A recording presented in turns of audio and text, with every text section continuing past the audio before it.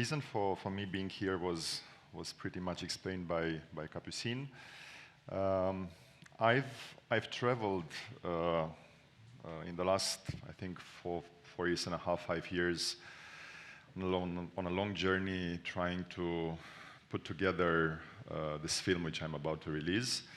But I think the most important part of the journey was actually the research, the documentary part, because I was not much into doing a historical film. I was born in, or the revolution in 1989 was somehow like the big event for me. I was 17 back then, and it really changed my entire life and the course of the career.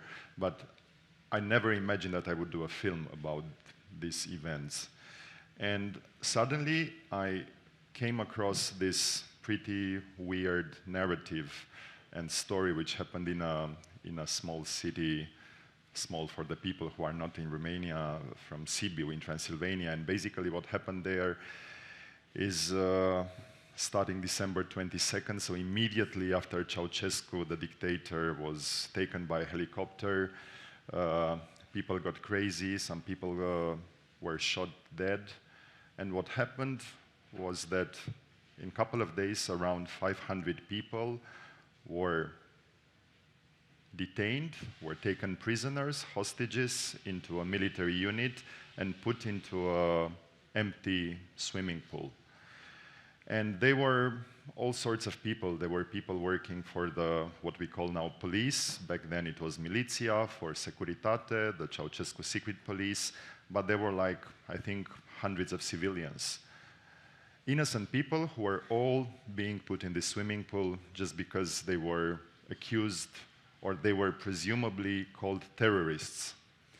And nobody actually knew back then what a terrorist mean, but I kind of remember that I was, as said, I was 17, and I was like watching all the day the TV set, and I was like every day trying to cope with this narrative, which was part fake news, part truth. Who knows that there are terrorists everywhere, people dressed in black, people who want to kill innocent people, and they were Romanians, Arabs, doesn't matter, nobody knows who they were.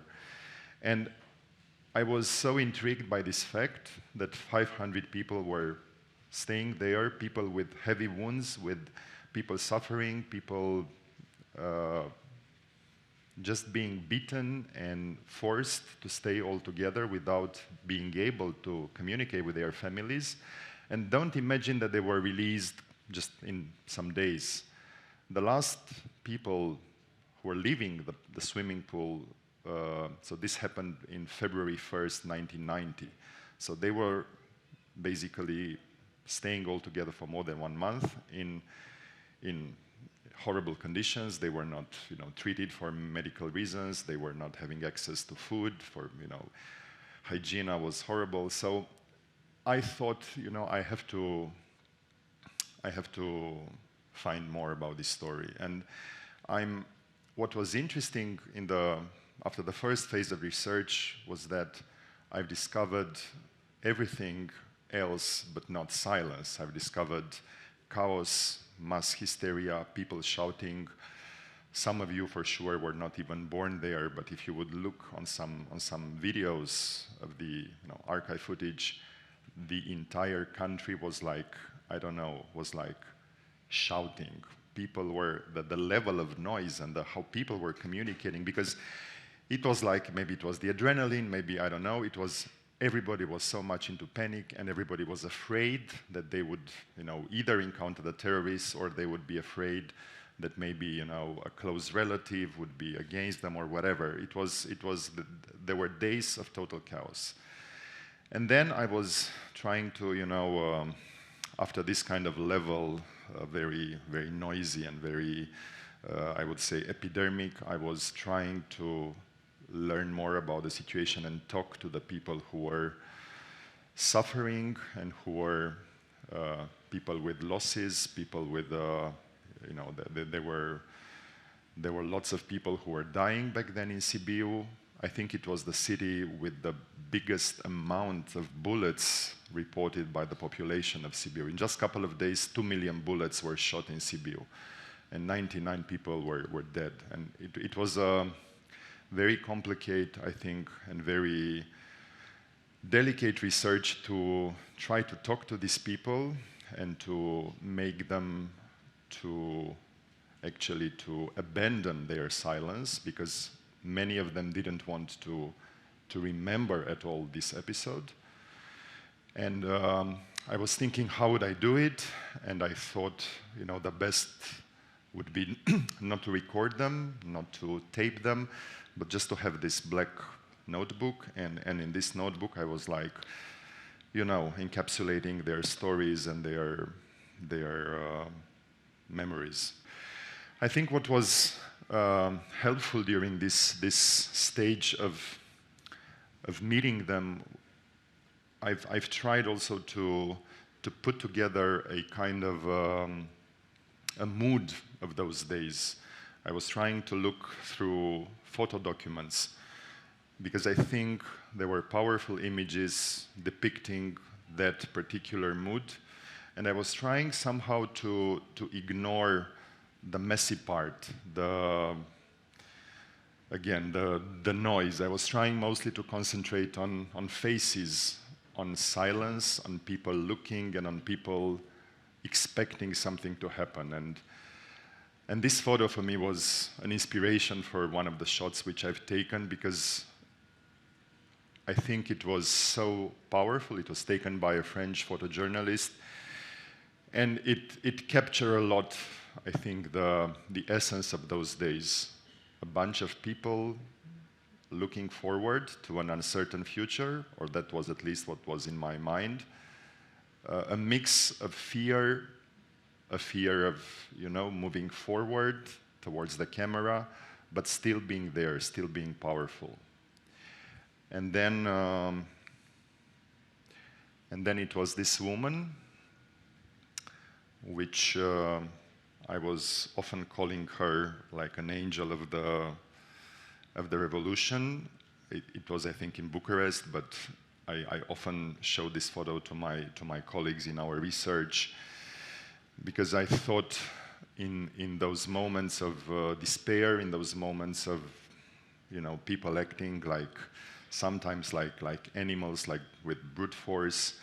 From time to time, there are angels like these, people who maybe are either lost or either looking for their relatives and for their dear ones. Because what happened back then, were there a lot of women, wives, relatives of those prisoners of the pool.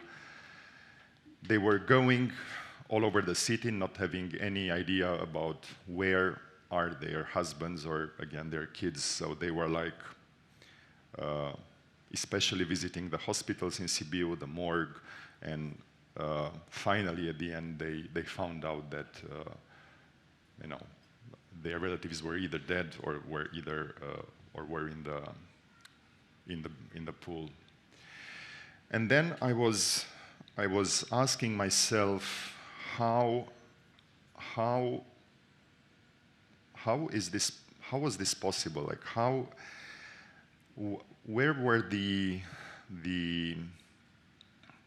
where is the source of this brutality, and how we can transform so sudden in one day from people who are empathic, and from people who are nice human beings, how we can switch into crazy individuals. And what you see here is a photo of civilians who were caught having some guns with them. But it was very common fact back then, civilians holding guns. And they were just, by total mistake, they were confused as being terrorists. And they were trying to explain to all the people around them, like, guys, we are not against you. We are part of the same, group. We were fighting, we were on the streets, but they were not able to convince the crowd about the source of their weapons. And what happened, they were beaten, they were treated badly, and they ended up in that pool. And for me, this photo and the real facts, because I met these guys and I talked to them. Now they left the city, they live in countryside, and I felt the trauma is still present. They were unable to talk about these incidents. They were ashamed about what happened. They were ashamed about their past. And I've tried to convince them that I think the best way to heal the wounds is to talk and not to be silent. They were innocent, but they ended up victims, I think, in a total absurd game, like, you know, taken from a Shakespeare play, like in Midsummer Night's Dream. And then it was about the small people of the revolution, people who were passers-by, people they were Romanian Romas, Transylvanian Saxons, people who were, by total mistake, considered as terrorists. I've encountered, I think, the most horrible story was of a 16-year-old guy who found by mistake a gun. It was like a pistol, and it was like in the buildings nearby on the asphalt. And he took it and he played with it, so-called game, and he shot. And of course, the father and the relatives were angry about him, and they said, you know, we have to do something with this gun, and we have to acknowledge that you took a gun and you have to give it back. But what happened that he was, again, at 16-year-old, he was considered as a suspect, as a possible terrorist, and he was sent back to that pool. And this guy was, I think, the youngest person which I've interviewed for my research, and I hope that he would remember, he would have the most details of that horrible experience, because he said for 2 weeks it was the horrible thing ever happened in his life, because he said what he has seen there, the smell, everything was something which he would like to forget. And I hoped that he would remember details, but actually he didn't remember more. And it's just, I think, a story of a person who I think was heavily affected, I think, for the entire life of this crazy experience. And then it's also about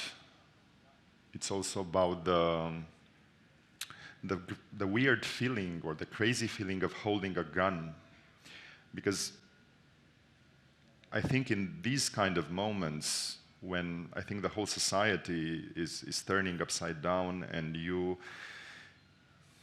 do not have, I think,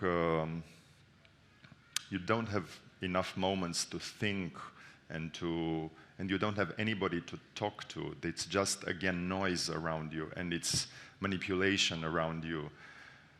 There were young people, like soldiers, who did use, I think, the gun in a totally responsible way. They were happy that they were holding this terrorist, but this terrorist, so-called terrorist, was their neighbor, was a police officer who was actually working in the building opposite side of the army. It was a guy, a regular guy, who they've played football some weeks ago. They were all together, I'm pretty sure, they knew each other. They were like maybe either going to parties together, but suddenly, just because the terrorist narrative was so strong and so present in those days, I've seen this, when I've seen these people smiling and holding the gun, and when I talked to them, some of them told me that, you know, we have transformed ourselves. We were holding the gun and firing throughout all directions. And it was like a game, like finding targets and shooting like in a crazy game. And I thought how this was possible. And when I've asked this to these young soldiers who are now adults, they told me because of fear. Because of fear and of a weird feeling that they were threatened by obscure forces, but by terrorists or more, and the only thing which they had was the gun. So they use it a lot. And then coming back to the missing ones, what intrigued me a lot to these pictures, this one and this one, it's the morgue from Sibiu Hospital. What intrigued me was were the people looking, because I was like not imagining that you would like to witness such kind of photos. There were a lot of abandoned bodies, unknown bodies. As said, families were coming daily to look for their relatives.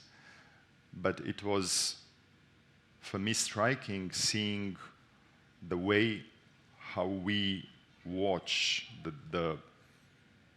how we are accompanying somehow this hellish image, and how do we are in a way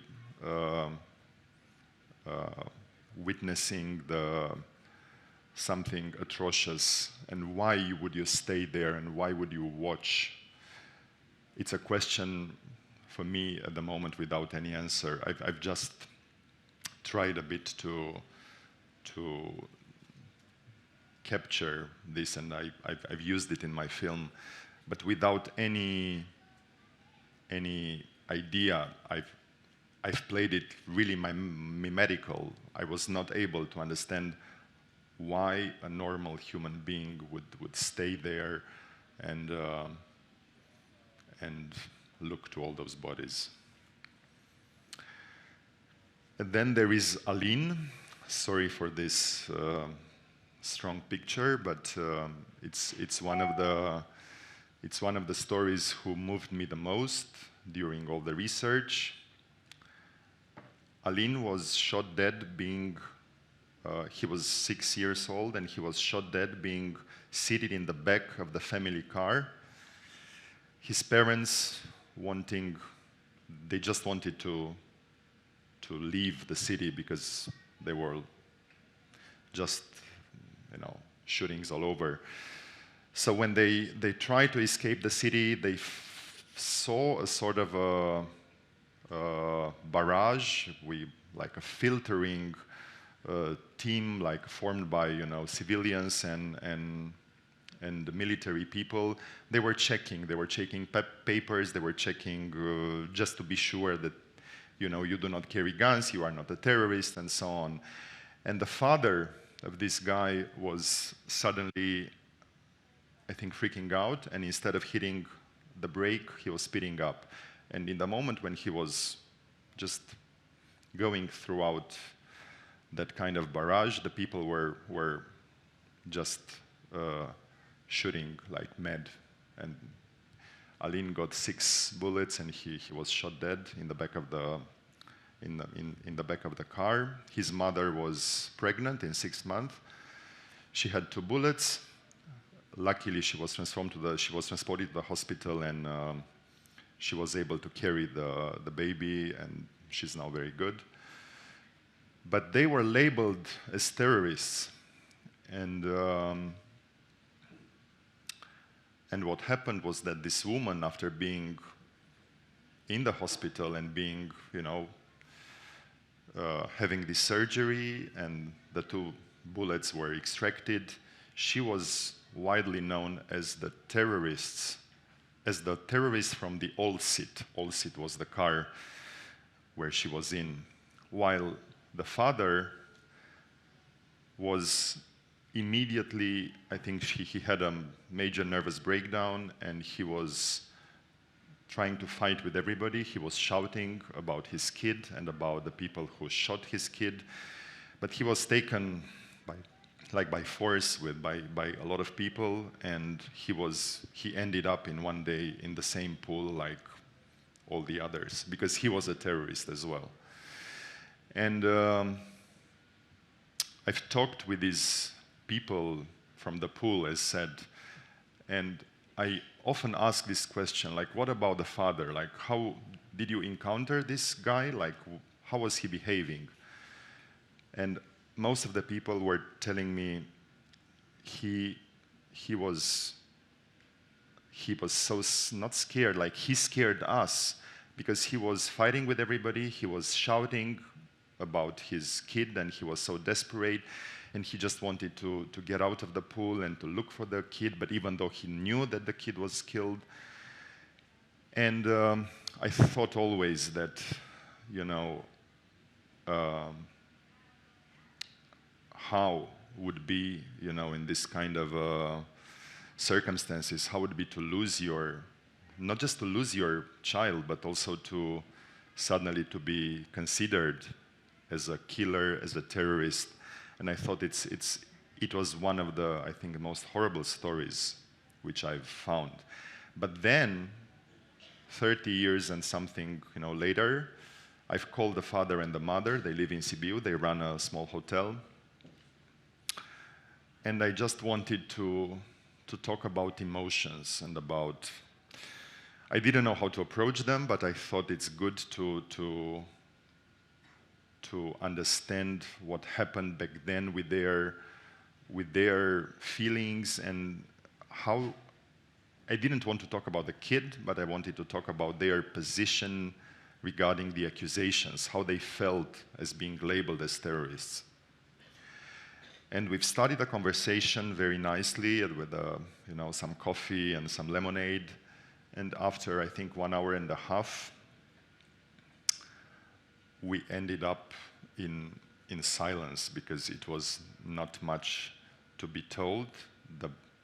The father had to undergo psychiatric treatment years after this event happened. He was going, I think, yearly for a medical check. And I felt that the questions were, even though I've tried to be as gentle as I could, but the questions were so many, and the guy was actually about to lose his balance, his equilibrium. So we ended up, being silent and very discreetly crying. They were crying and we were crying. And when I looked to their faces, I thought that actually we have a responsibility of doing this film and to tell their stories, because they didn't want to open up. They kept it for themselves. There were some articles in the newspapers, I think, in the years after the revolution, but they thought that the best way to cope with this loss is to forget it and to not bring it up at all. But I've asked their permission to use their story in the film, because I thought it's the only way, I think, to fight with this trauma and to deal with the consequences by confronting our past, which I think most of the people who were guilty or who were, people who were firing like mad, all these people were not being accountable. And I remember a quote which was written by a great Russian writer, Svetlana Alexievich, in her book The Zinky Boys, and she was, I think, saying it very bluntly, that I think the hardest for us as human beings is to confront our ghosts from the past, our guilts, the moments which, you know, do not make us happy about ourselves. And I think it's easier sometimes just to clean up, you know, the traces, and it's easier, of course, to look in the mirror and to add a bit of makeup and to forget about the past than confronting it. But also, I think, yeah, it was tragical. It was very emotional and very. I think there were very many stories like the one with the kid, but also there were moments of, I think, joy, moments of, I think, enjoying freedom, and the very moment for me was that soldier, you know, holding the bread, because I think the size of the bread was so huge, and he was eating it with so much. I think he was just happy about it, and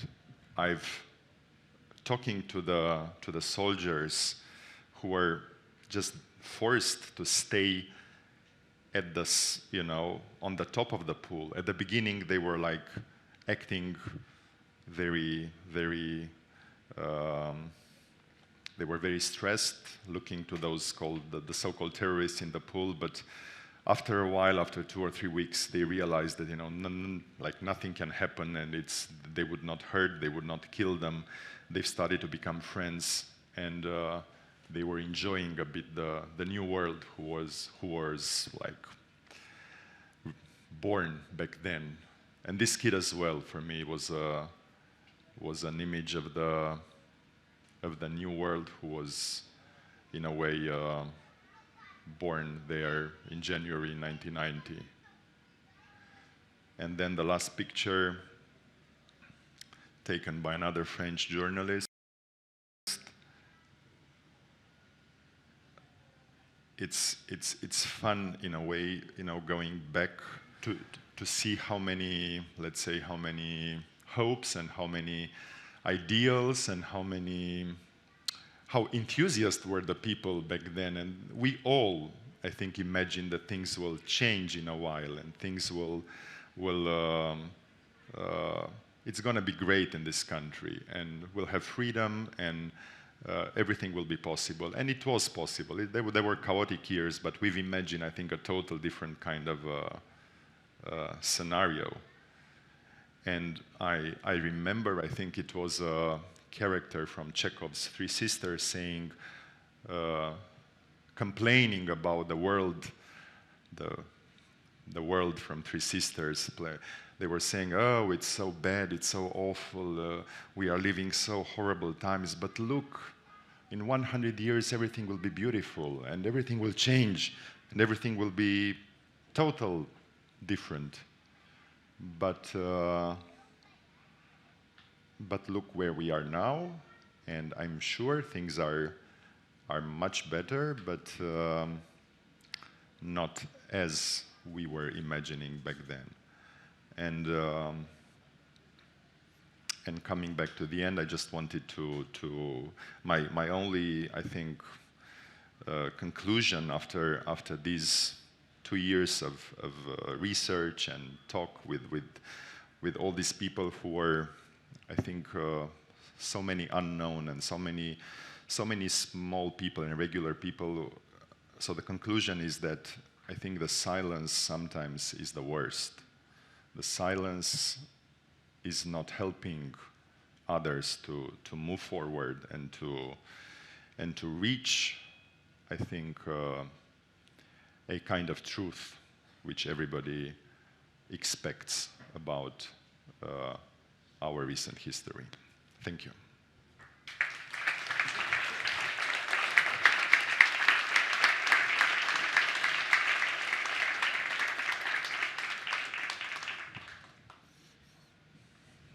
I've been sitting here on the edge of my seat. I hope you guys can hear me. All good. Nice. I've been sitting here on the edge of my seat, and one of the things that touched me the most about what you said, and that it kept coming back, was how history repeats itself. You just said that there is this kind of hope that the future will be different. Change is normally hope. People expect things to be better. And yet, some of the pictures that you showed there reminded me so much of what I saw, not only in Ukraine, but also in Syria, in the Nagorno-Karabakh. And it is really startling and sometimes quite maddening to feel this way. I wanted to ask you, you also mentioned, obviously you have revisited so many of these people. You have that notebook there with their tales, their experiences. It was very brave of you to go and talk about these open wounds, these very painful, very, very big traumas. Was there a moment where you thought, I can't do this? I don't think I will actually be able to sit in front of this person and ask about what they lived? I didn't feel this, or I didn't have this feeling, but as said, the hardest moment was when I've seen that couple in front of me, shivering and talking about the loss of their child and about what happened afterwards. And it was like seeing two very normal people in front of me who, as the conversation advanced and advanced, they were like transforming into they were like melting. They were fully, I think the images were coming back, and I had the feeling like, I wanted to know more, but I'm afraid to dig more. While with the others, it was, I think, a bit easy, because it was interesting to talk to people from the military who I knew that they were using the guns, and they were, I think, shooting chaotically in all parts. And I was finding, for example, such a character, an old guy, a retired colonel or something, into a village somewhere in Moldavia, and I've tried, to use all my intelligence of, I wanted to leave that place with an answer, like who was. I know that they had in their group a person who was heavily using the gun, and he was like an animal. And after, I think, 2 hours of a conversation, I was continuously pushing, and he said, yeah, it's that guy, Moise or whatever. And we were really annoyed about the fact that he was acting like a mad.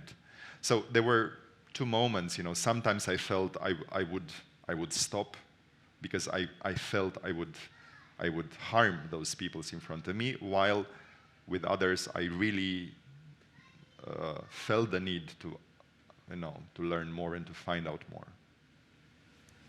Again, it is fascinating, because, as you said, the whole idea of harming people is something that I often have to ask myself, is it worth exposing this person? I don't know, something that came to my mind right now, Afghanistan, speaking to women in Afghanistan, right after the return of the Taliban, initially people would go, yes, we need to tell their story, we need to appeal to the world so that the international community, all these countries don't abandon Afghanistan.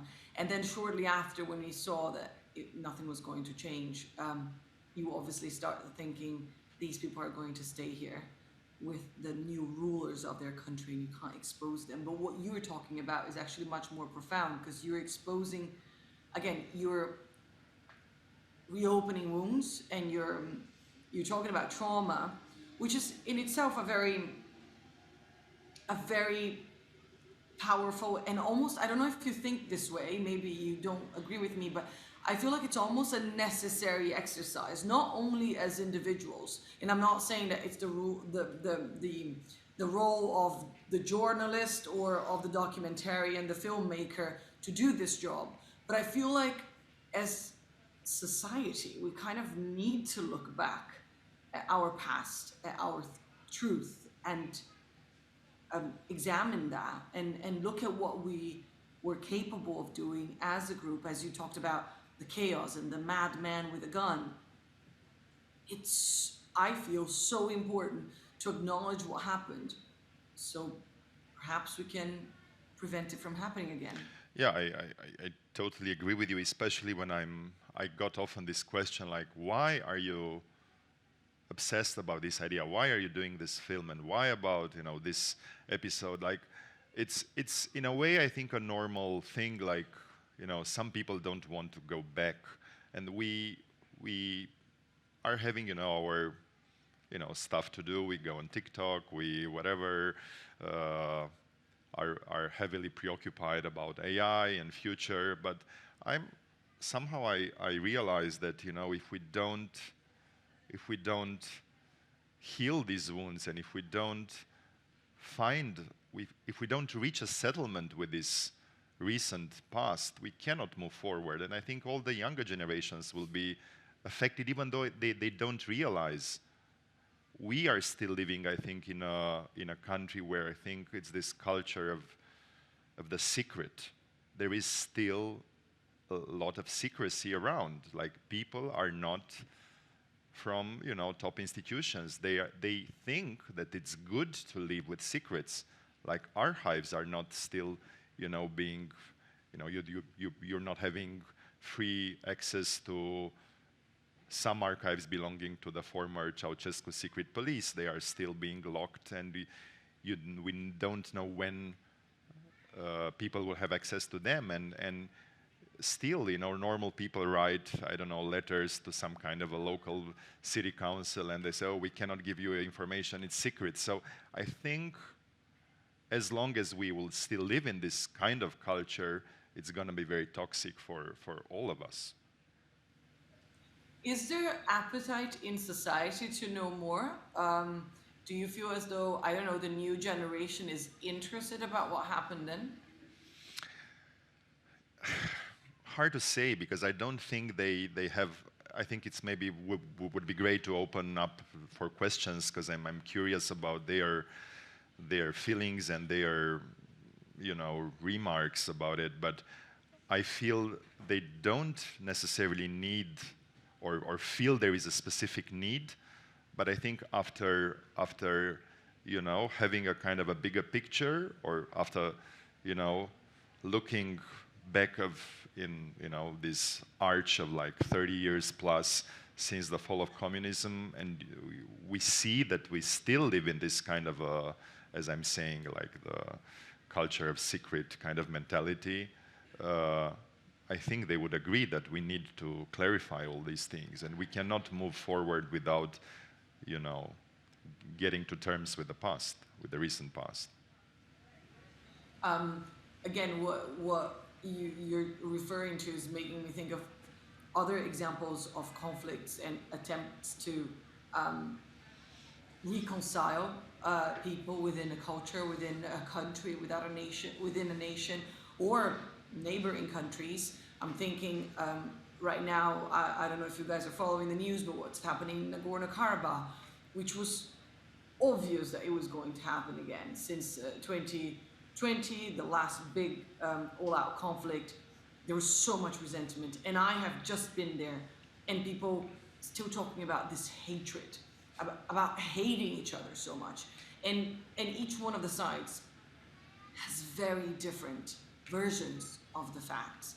They write their history differently, and again, the importance of kind of just looking through the truth and acknowledging mistakes and stating facts and and just looking at our mess and being able to analyze it. It is something that is, I feel, so powerful and so necessary, and yet so difficult because it demands so much from people and from leaders. I'm very curious about what people have to say, and I'm sure you are too. You just mentioned opening for questions, but I have one last question. You mentioned you spent quite a lot of time in that very moving picture of Aline, the kid that was shot and killed, and you talked about talking to his parents, which is something that, for me, the most feared moments ever, the most difficult moments, are always when I go and talk to people who lost somebody or just have gone through something absolutely horrific. Because one, you never know what to expect, and also you don't want to add to the pain. But you mentioned asking them things and then stopping and just spending time with them and spending time in that silence and living their pain, crying with them, sharing that moment, which is obviously something that I imagine will stay with you forever, for the rest of your life. How do you have you attempted to add that to your film? Add some of that pain, some of that heaviness, some of that pause, some of that silence? Not with this kind of episode, which I think it's so much part of my, I think, part of such a private journey, which, yeah, I'm sharing this with you, but I didn't even thought about using it in the film. But I constantly thought, when I was shooting into this pool, because it was, of course, a fictional episode based on real truth, like we were imagining all sorts of episodes happening in the pool. And at the beginning, I think the first impulse was to add a lot of action, and I knew based on research that they did this and that, and they quarrel, and they did, and packages with food arrived, and it was like lots of episodes. And at a certain moment, I said to myself, okay, but what about the soul? What about the fears? What about, because imagine, as I said, in those days of maximum capacity, there were 500 people sitting there, and some of them were thinking about being killed by the fact that somebody will turn on the water and they would be killed just because, you know, they would be covered with water without being able to save themselves. Some others thought about their families. Some others thought about encounters in the pool, because, as said, there were moments when civilians encountered the people working for police or for secret police, people who tortured them. They knew each other, and I've imagined that it's not easy to cope with the fact that you are, you know, sharing the same position and the same kind of status with your torturer. So I think it was a moment when I said, okay, we have enough of historical facts, but let's think about what happens with your soul and with your mind. And the most important thing was that how you would endure the fact that maybe you have killed somebody. You were working for police, or you were working for secret police, you are there, you are suspected as terrorist, and maybe accidentally you killed somebody, or you killed it with a, you know, you killed on purpose. How?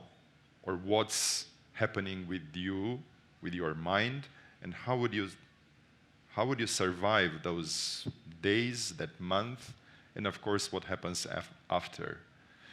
And the answer which I found was pretty, I think, not simple, but I think it was just one possible answer, which is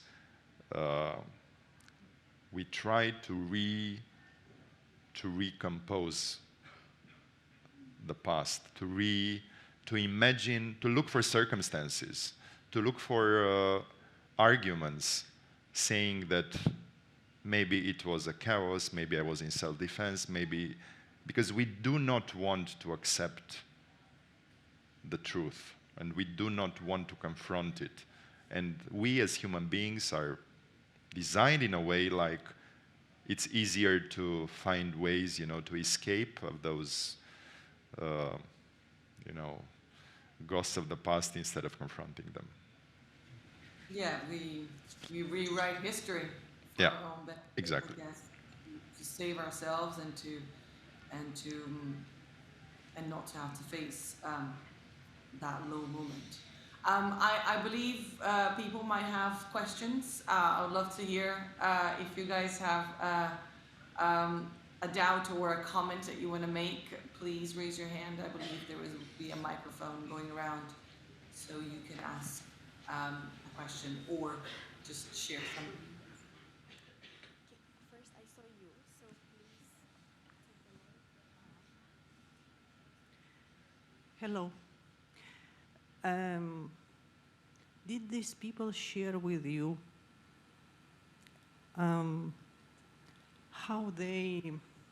what did they experience after they came back from the pool? Because they were not isolated from the society. So there were neighbors, friends, family, and so on. What was their reaction from that side? I mean, how did they survive this? They wanted to forget. They didn't want to remember. They were, as said, they were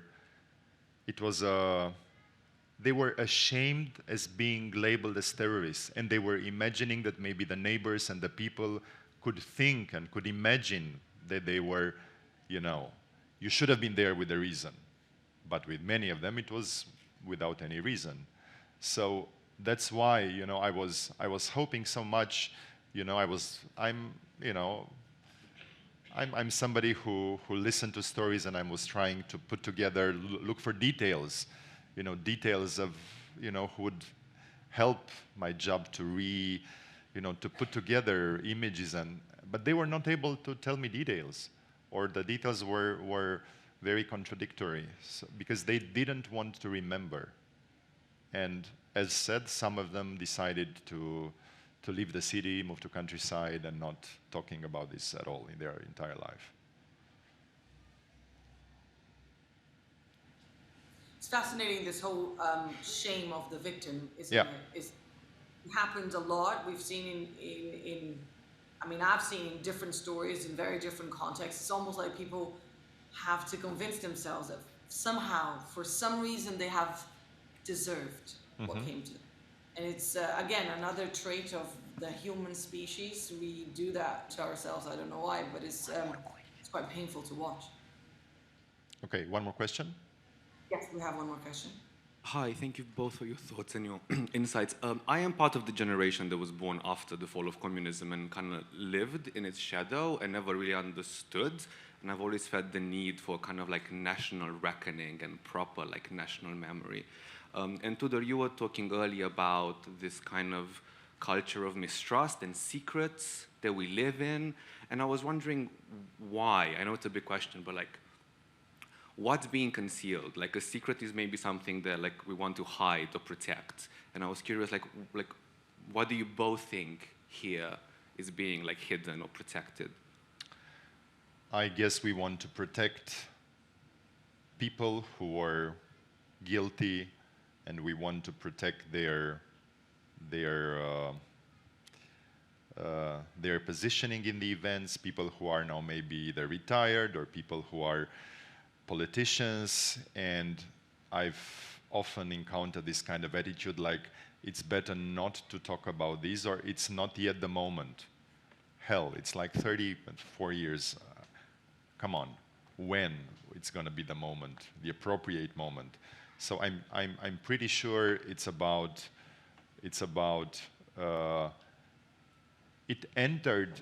Now I think I don't that there are no more, I think, concrete arguments or like, it's just about, I think, a kind of a cloud, a kind of a attitude which transcends the decades, and it's about, it's maybe too, it's gonna be too dramatic now, let's wait a bit more. Hey, when? I totally agree with Tudor. I think it is painful for an individual to look back at its faults, imagine a society, and for a society to confront mistakes of the past and take ownership of those mistakes. Something that the Germans have done, I believe, from afar, I'm no expert, but relatively well in terms of erecting all those museums and really exposing what the Nazis did, how they got organized, what they thought was real and important, and the damage that they cause on behalf of those ideas.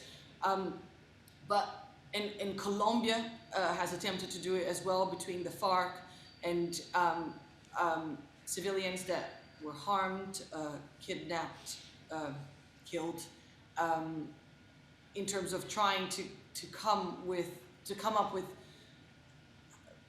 with just at least a common narrative and assign the guilt to those who are responsible and assign the pain and honor the victims in a way. But also, I don't know, I guess the powerful still believe that they are entitled to some benefits, and many government institutions would prefer to keep the status quo and not open any Pandora box that would perhaps lead to social unrest and chaos and you name it. So there is also this attempt to keep things as they are and not go and not talk about difficult things, which is a shame, I think. Again, therapy is great for everyone, people and countries, and I guess these big processes of reevaluating and looking back at archives and naming commissions of truth to really look at history, I think these make great nations. Okay, and one very last question, very short, because we have to finish.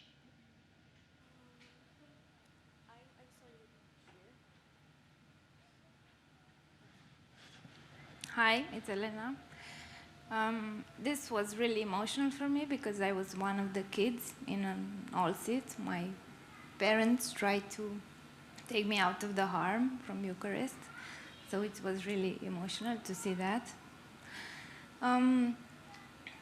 In my opinion, it was what happened also was a result of the deep polarization in the society, and maybe you can still see the effects of this lack of real community and unity in society. And my question is to you and the rest: what can the new generation do to heal this thing? To become a real community and united as a nation.